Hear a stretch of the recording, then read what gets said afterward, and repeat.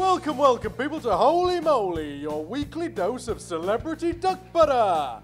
This week we popped along to commiserate with Dancing on Ice's latest hated spurned reject, Roxanne Pallet, who was rather agog when she caught a glimpse of Holy Moly's rather impressive large glistening erection. Can you imagine if that ended up somewhere approaching in the eye? Then we hopped down to Leicester Square for the film premiere geek overload that is Watchmen. We caught up with Moly Ackerman. You know, Moly Ackerman. We asked her if she had any advice for poor Rihanna. It's a good smack in the face. Really? It's like a passionate one. The one that you like and enjoy. We love inventions, and so does Dragon James Caan from Dragon's Den.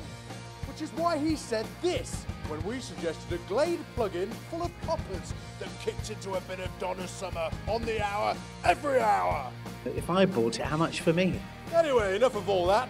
This week is all about travel, globe-trotting to such far-off places as Borneo, Rio and Nottingham. Matt, what a fantastic Alfa Romeo Mito that is! I'm going to fuck off and buy 4 right now! Brum brum!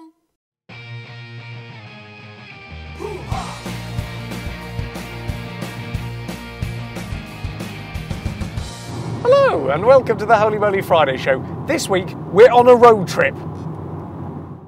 We've been lent this fantastic Alfa Romeo Mito car, and if I were in the 25 to 35 year old age group, which I'm not, and was looking to buy a car, which I'm not, I would definitely buy this car, mainly because it has a number plate so offensive we've had to pixelate it out. But where are we going on this amazing journey? Monte Carlo? Silverstone? The German Autobahn? No, better, Nottingham.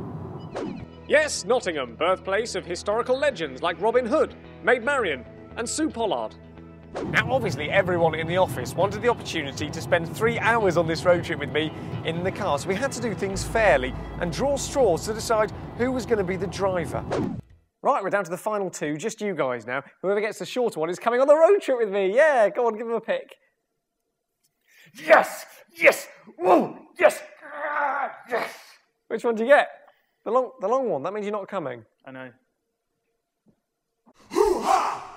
And we're not the only ones seeing the world at the moment. Some of Britain's finest exports are off travelling the world. This orange, large-breasted wannabe pop star and his wife Jordan have gone to America to search for UFOs. Yes, apparently Katie and Peter have headed to Roswell in New Mexico to hunt for aliens, following in the footsteps, of course, of Robbie Williams, who's been searching for extraterrestrial life, presumably having failed to sell a single copy of Rubox on planet Earth. I think it was a bit of a massively underrated album, really. I think the boy did good. I think what would be worse is if he took the sign that people weren't interested in his creative endeavours as a sign that he shouldn't do any more. Because I think it was a great artistic statement. I agree. Definitive version of Human League's Louise. Possibly ill-advised Lily Allen collaboration, but very good. Well done, Robbie. I think it was just overlong in the end. It was too much for people. Yeah. And this is all good news for the alien hunting community. Katie and Peter are Britain's answer to Mulder and Scully. But let's just hope that no one opens Katie's X-Files. Otherwise they might see that video of her getting f***ed by Dane Bauer's toe. So, Katie and Peter are going to America. It's no Nottingham, but they are not the only ones. Gemma Atkinson is currently losing the oaks and attempting to get a bit of wood. Having watched the careers of Gary Lucy, Will Mellor and Paul the Man Peak over here in the UK, Gemma has wisely decided to bypass the British drama system and head straight for Hollywood, where they won't know that she's mainly famous for getting her tits out and going on reality TV. Because of course, Americans don't have Google. Here's Gemma to tell us more. Now Gemma, tell me about your Hollywood career. We've heard you're going out there for 6 weeks. Yes. Sum that up for me, what's happening? I've basically got meetings set up over there. I'm meeting 5 managers, been working on my show reel, just finishing a British horror movie to take that over. That's going to Cannes on the 14th of May. So yeah, all good, obviously. What sort of part do you want to go for out there? Are we talking serious, rom-com? I'd like a Lara Croft role. I'm trying to think of good female computer game characters that can be turned into movies. The only one that's springing to mind is the princess from Mario. Not so That'll good. do for me. You like that? She's a bit flimsy Mario though. She relies on a plumber to come and save her. That's rubbish. I don't mind a bit of Mario. No? No. Don't mind a plumber? No. Marvellous. And finally, Lily Allen is continuing her tour of the world, and this week she got a tattoo down under. In Australia, I mean, not on her foo-foo. Lily has been in the land of kangaroos, court cats, and hilarious, if improbable, musical duets to get a new tattoo, and here it is. Only joking. It was actually 2 small additions to her existing inked-on charm bracelet. Lily already has a tattoo of Homer Simpson's head and a hammer and sickle, and her most recent additions are a Keith Haring-inspired dog and a smiley face.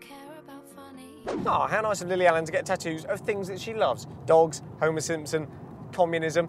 If I were to get a tattoo, it would be of the thing I love the most, the Alfa Romeo Mito.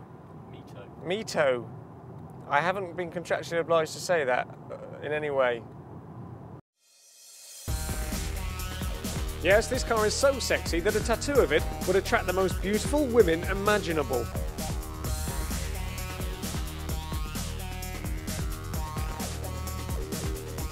But whilst loads of Brits are travelling abroad, some of the biggest stars in the entire known universe are descending on Nottingham. They're called the Killers, and we're off to meet them to find out why Britain is amazing.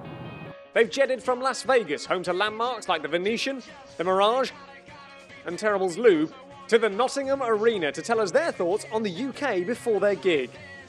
So you're in the UK. Do you like the UK? Is that a nice place for you guys to come to? It's our second home. It's our first home for our band, I think. Mm-hmm. Because they took us in first. Yeah, you got signed in the UK first. That's true. Obviously, you guys are American, you're over here in the UK. Is there something from the United Kingdom that you think we cannot possibly live without now that when we go back to America? When we go back? Well, I mean, I don't know if there's anything that we bring. Is there anything that we bring that we've learned from over here? I mean, like product-wise, you're taking. I like Sainsbury's hummus. Sainsbury's hummus, yeah? Okay. I take Walker's salt and vinegar chips and I dip them in Sainsbury's hummus, and that's I enjoy that as much as I enjoy, I'd say almost as much as I enjoy a Snickers. Oh, okay. Yeah. We call chocolate bars candy bars. We call them chocolate bars. Yeah. Yeah. What about you? Anything that you the word whilst. Oh, the whilst. Yeah, not the waltz. Not the waltz. I was going to say that's a universal thing. Yeah. The word whilst. Yes. Okay. We say while. He says it now. He's incorporated it into his vocabulary. So there you go, the Killers quite clearly love this beautiful island of ours, especially Nottingham. They didn't know where they were, they thought they were in Scotland.